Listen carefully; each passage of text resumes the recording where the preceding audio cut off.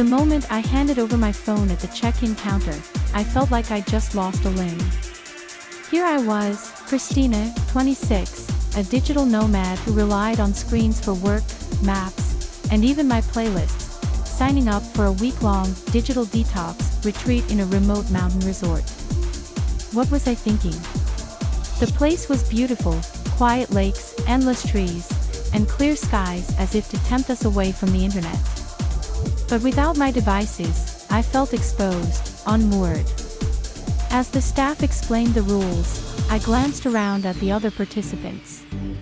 Most of them were digital nomads, too, and we shared a nervous look when we learned we'd be giving up everything: phones, laptops, tablets. It's just 1 week, I told myself. I can handle it. Day 1, however, was a disaster. Trying to navigate without a map felt like wandering in circles. Without my workout app, yoga was just random poses in the grass. I reached for my phone a dozen times out of pure habit, each time feeling a pang of loss. How am I supposed to get through this week without my go-to tools? That night at dinner, our conversations were stilted and awkward. We barely knew each other, and without our usual distractions, we seemed lost for words. Then, one of the guys, Max, suggested sharing stories about our travels.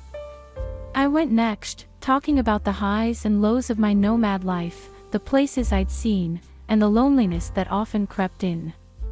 As others chimed in, I felt something I hadn't felt in a long time, a genuine connection, no screens involved. Maybe there's more to connecting than just messaging and scrolling, I thought. By the third day, though, the novelty of it all was wearing thin. Some of us were getting desperate. One girl in our group tried bargaining with the staff for just 5 minutes of Wi-Fi, while another guy started eyeing the staff's cell phones with the intensity of a hawk. Max and I even joked about sneaking into the office to grab a device, and the group burst into laughter.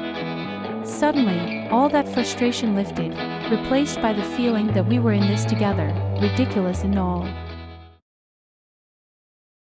One evening, I sat alone by the resort's lake, the sky a soft pink as the sunset.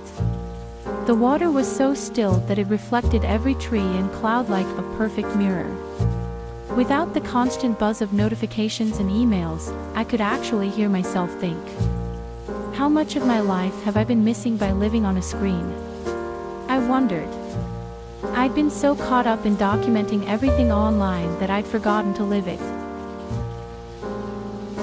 When we finally got our devices back at the end of the week, there was an odd, silent pause as we checked our notifications. But somehow, it wasn't the relief I expected. After a few minutes, I slipped my phone back into my bag. For the first time in a long time, I didn't feel the urge to check it. I left the retreat with more than just a digital cleanse. I'd found clarity and some peace of mind. As I returned to my online life, I knew I'd set boundaries. No more mindlessly scrolling or answering emails at all hours.